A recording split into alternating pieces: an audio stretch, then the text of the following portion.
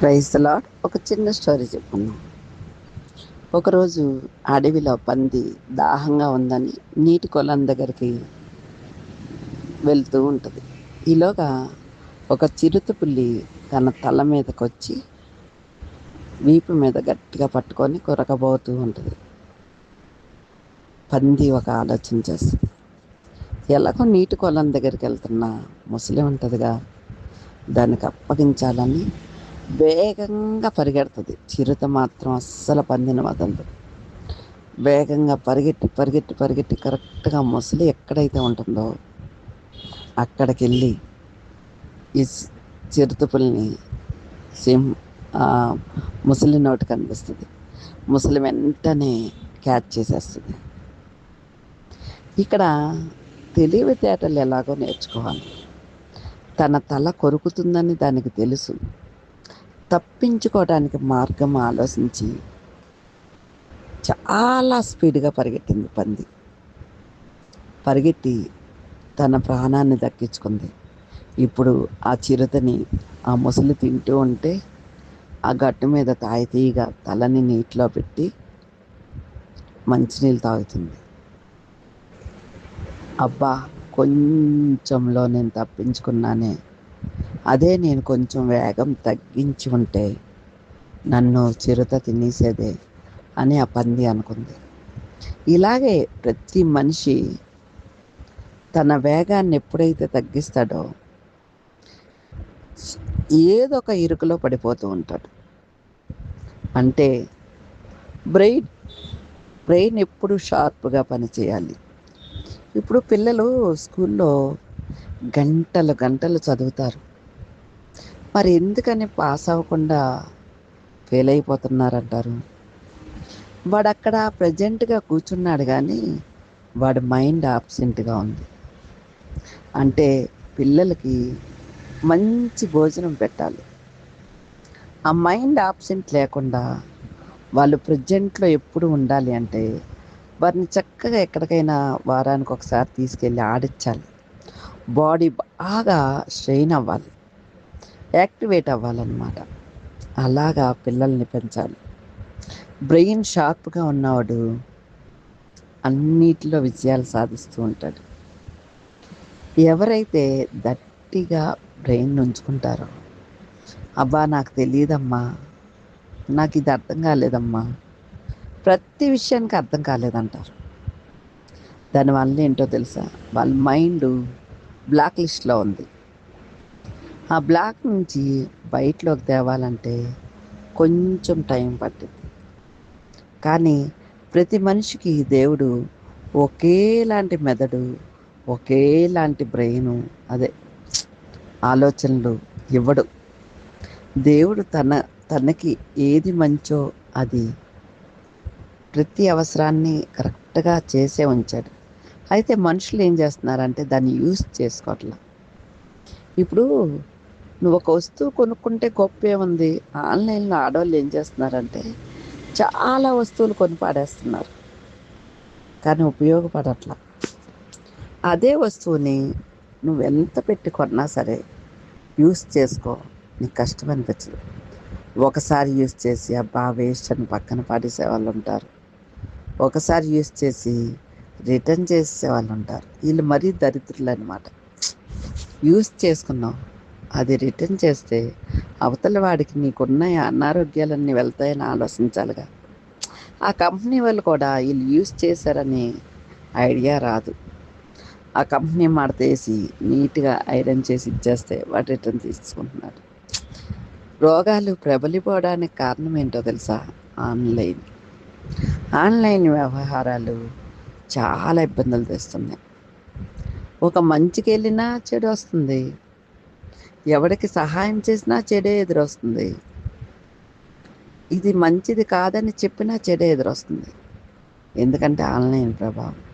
ఇంకా బిజినెస్ అంటారా, అందరూ మట్టి కొట్టుకుపోతున్నారు.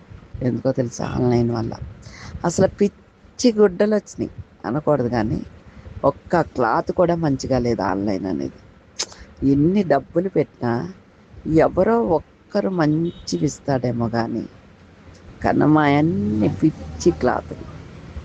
అవి శరీరానికి మంట, బాడీకి వేడి చేసేస్తున్నాయి. హెల్దీ లేదు. ఒకప్పుడు సాఫ్ట్గా ఉండేవి క్లాతులు, ఇప్పుడు ఆన్లైన్ కదా, ఎలా తయారు చేసినా కొనేస్తున్నారులే ప్రజలు. చూసారా, ఎవరు అవకాశం ఇస్తున్నారు? ఇప్పుడు నువ్వు కొనుక్కుంటున్నావు, అది ఉపయోగపడుతుందా లేదా అని ఆలోచించి కదా కొనుక్కోవాలి. ఆలోచించకుండా కొనేసి అది చూసేటప్పుడు అందంగా కనపడుతుంది, ఫోన్ లైటింగ్లో వచ్చేవి చూస్తే చండాలంగా ఉంటుంది. కొన్ని వస్తువులు అంతేనబ్బా, నేను చూస్తున్నాగా. అలానే నేను బుక్ చేస్తున్నాను కాదు, కస్టమర్స్ చెప్పే విధానాన్ని బట్టి. నాది బట్టల షాపే. ఏ క్లాత్ చెడ్డగా ఉంటే నేను అసలు అమ్మను, అది పక్కన పడేస్తా. నాకు నచ్చింది నేను ఎప్పటికీ చేయను. కస్టమర్ని ఆకట్టుకోవాలని కాదు, ఒక వస్త్రమైనా ఒక వస్తువైనా మంచిదే ఇతరులకు ఇవ్వాలి అనే ఒక ఉద్దేశం. చాలామంది మీ దగ్గర రేట్ ఎక్కువ ఉంది అనొచ్చు, అయితే ఏంటి, నచ్చితే తీసుకోండి. ఒక మంచిని తీసుకోవటానికి ఆలోచిస్తున్నారు. 20 రూపాయలెట్టి ఒక వస్తువు కొనుక్కుంటే కంటే దాన్నే 50 రూపాయలెట్టి మంచి వస్తువు కొనుక్కుంటే మీకు 4 సార్లు ఉపయోగపడుద్ది కదా అని నా ఉద్దేశం. నా ఉద్దేశం మంచో చెడో నాకు తెలియదు, కానీ నేనైతే ప్రతి విషయానికి మంచి ఆలోచన చేయాలనుకుంటున్నాను. మరి మీరు ఎలా ఉన్నారో నాకు తెలియదు. అంటే ఆ పంది స్వభావం కావాలని కాదు, కానీ తన అప్పటికప్పుడు ఒక మంచి ఆలోచన చేసి తన ప్రాణాన్ని తగ్గించుకుంది. అంటే మనకి సమయస్ఫూర్తి అనేది కంపల్సరీ అవసరం. ఇది అవసరము అంటే అది ఎంత రేట్ అయినా పెట్టి కొనుక్కోవాలి. అక్కర్లేని దానికోసం పరిగెట్టకూడదు. అది వస్త్రమైనా వస్తువైనా ఏదైనా సరే, ఒక 10 రూపాయలు ఖర్చు పెడుతున్నామంటే అది ఉపయోగకరంగా ఉండాలి. ఆకలి వేసిన వాడు తిన్నాడనుకో, ఏదైనా రుచిగానే ఉంటుంది. ఆకలి వేయకుండా తిన్నామనుకో, అది అనారోగ్యం పాలు చేస్తుంది. అలాగే నీకు టేస్ట్ అనిపించదు, ఎందుకంటే ఆకలి లేదు కదా.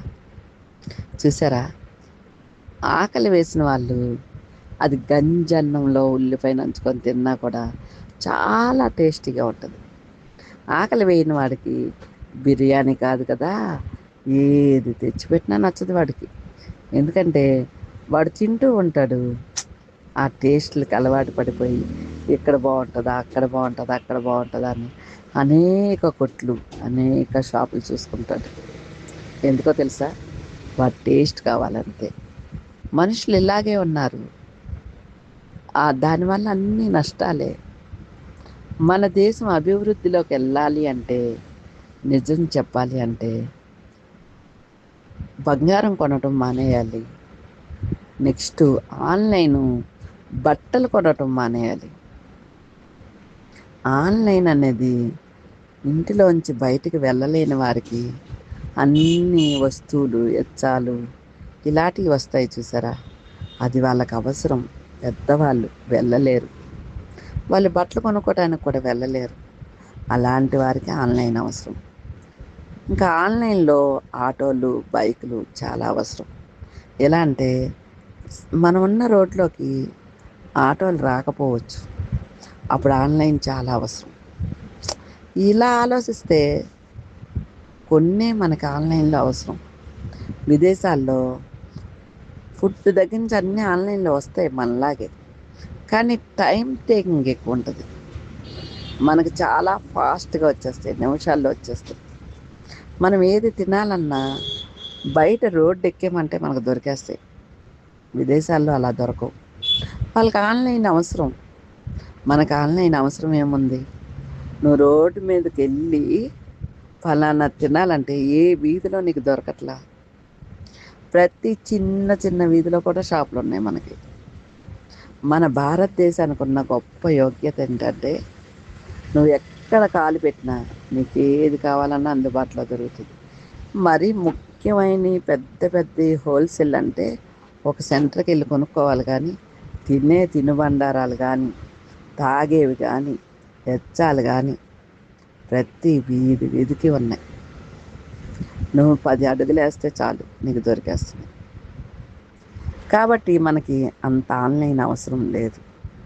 కానీ సుఖపడిపోయి ఒళ్ళులు పెంచుకొని ఆడవాళ్ళు బయటికి వెళ్ళి ఏం కొనుక్కోకుండా ఫోనులు చూసుకుంటూ లైఫ్ని పాడు చేసుకుంటున్నారు. థైరాయిడ్లు, బీపీలు, షుగర్లు చిన్న వయసులో రావడానికి కారణం ఏంటో తెలుసా? ఆన్లైన్లో ఫుడ్. వాళ్ళు నిలవుంచి వేడి చేసి పెడితే నీకు వేడిగా ఉందనిపిస్తుంది. అదే ఫుడ్ నువ్వు ఇంట్లో నిలువుంచుకొని వేడి చేసుకొని తింటే నీకు నచ్చదు. ఎందుకంటే ఆడెప్పటి నుంచి దాచిపెట్టినా ఫ్రిడ్జ్లో నీకు నచ్చుతుంది. ఎన్ని హోటల్స్ పట్టుకుంటున్నారు చెప్పండి, కానీ జనాలకి అది ఎక్కట్లా. అంటే ఇక్కడ మనం నేర్చుకోవాల్సిన విషయం ఏంటంటే, దేవుడు అన్ని విషయాల్లో మనం మంచిగా ఉండాలని మనల్ని నిర్ణయించి ఈ భూమి మీదకి తీసుకొస్తే మనం అన్ని విషయాల్లో చెడుగా వెళ్తున్నాం. ఆయన ఒక మంచి మార్గాన్ని చూపించి, ఇదే మంచి మార్గం, ఈ మార్గంలో నడవండి, ఈ ఫ్రూట్స్ మీకోసమే ఇచ్చాను, ఈ జంతువులు మీకోసమే ఇచ్చాను తినడానికి, ఈ ఆహారం మీకోసమే ఇచ్చాను అంటే అన్నీ ఫ్రెష్ ఇస్తే మనం ఏం చేస్తున్నాం? నిలవైపోయిన ఫుడ్లు ఆన్లైన్లో కొనుక్కొని తింటున్నాం. మరి క్యాన్సర్స్ రాక ఏమవుతాయి? మీరు ఎప్పుడైనా క్యాన్సర్ హాస్పిటల్కి వెళ్ళారా? నేను వెళ్ళాను. చిన్న పిల్లల దగ్గర నుంచి ముసలి వారి వరకు అక్కడ పడే నరకాన్ని చూస్తే జీవితంలో బయట ఫుడ్ తినాలనే ఆశ రాదు, బయట వస్త్రాలు కట్టుకోవాలనే ఆశ రాదు. ఎందుకో తెలుసా? వస్త్రాల వల్ల కూడా వచ్చేస్తున్నాయంట క్యాన్సర్స్, అంటు వ్యాధులు, చర్మ వ్యాధులు. అనేక మంది చర్మ వ్యాధులతో బాధపడుతున్నారంటే కొత్త వస్త్రాన్ని జాడించి వేసుకోవాలి. నేను చాలామంది చెప్తాను జాడించి వేసుకోవాలని, కానీ ఏం చేస్తారో తెలుసా? కుట్టించుకోగానే వేసుకుంటారు. అది కిరసనాయిలతో కలుస్తుంది, కెమికల్ కలుస్తుంది వస్త్రం తయారయ్యేటప్పుడు. ఇంకా దాన్ని ఎండలో ఆరబెడుతూ ఉంటారు. ఆ ఇసుకలో ఏయో ద్రవ్యాలు ఉంటాయి. ఇవన్నీ హెల్త్ పాడు చేసేవే కదా. మరి కొంచెం జాడిచ్చి 2 రోజుల ముందే కుట్టించుకొని వేసుకుంటే పోయిందేముంది? లేదు లేదు, కొత్తవి వేసుకోవటం అంటే కొందరికి ఎంత సరదానో. పిచ్చి బట్టలు వేసుకుంటారు కొందరైతే, అసభ్యంగా ఉంటారు రోడ్డు మీద. మన హిందూ ధర్మాచారం ప్రకారం, అంటే మన దేశ ఆచారం ప్రకారం ఆడది మంచి వస్త్రాలు కట్టుకుంటేనే అందం. ఇతర దేశాలను చూసి దిక్కుమాల గొడ్లు వేసుకోవటం మొదలుపెట్టి ఆడవాళ్ళు అసభ్యంగా ప్రవర్తిస్తున్నారు. ఇది చాలామంది చెప్తే నేను కూడా ఏంటి ఆడవాళ్ళ బట్టల కోసం మాట్లాడుతున్నారని ఈ మధ్య రోడ్డు మీద చూసినప్పుడు నాకు అసహ్యం కలుగుతుంది. ఆడపిల్లల్ని పద్ధతిగా పెంచడం నేర్చుకోవాలి. వస్త్రధారణ అనేది మన గౌరవం, ఆడవాళ్ళ గౌరవం. మగవాళ్ళు నీట్గా ప్యాంటు షర్ట్ వేసుకొని రోడ్డు మీదకి వస్తుంటే ఆడవాళ్ళు ఏంటి అన్నీ కనపడేలాగా అసభ్యకరంగా. కొందరైతే మరీ దరిద్రం ఏంటంటే నైటీలతో అత్యవసరం ప్రాణం మీదకి వచ్చింది, నైటీతో ఉన్నావు, హాస్పిటల్కి వెళ్ళొచ్చు, అది తప్పదు. కానీ నైటీతో రోడ్డు మీదకి వచ్చేస్తున్నారు. కొందరు అసభ్యకరంగా ప్రవర్తించడానికి కారణం ఏంటంటే వాళ్ళకి మైండ్ లేదు. నేను ఇలా ఎవరికైనా ఏం నేర్పిస్తున్నాను? అసలు నేనేం నేర్చుకున్నాను? అసలు చదువుకున్న వాళ్ళకి సంస్కారం అనేది ఉంటుందే అని ఇంగిత జ్ఞానం లేకుండా ఉన్నారు. అది ఎవరైనా కానీ, నా పిల్లలో నీ పిల్లలో అని నేను చెప్పట్లా, ఆడపిల్లల కోసం ఎక్కువ చెప్తున్నా. అంటే వీళ్ళు మైండ్ని వాడట్లా. ఫోన్ మీద దృష్టి, వంట మీద దృష్టి లేదు. ఆ వంట మాడిపోని సావని మగవాడు తినాలి.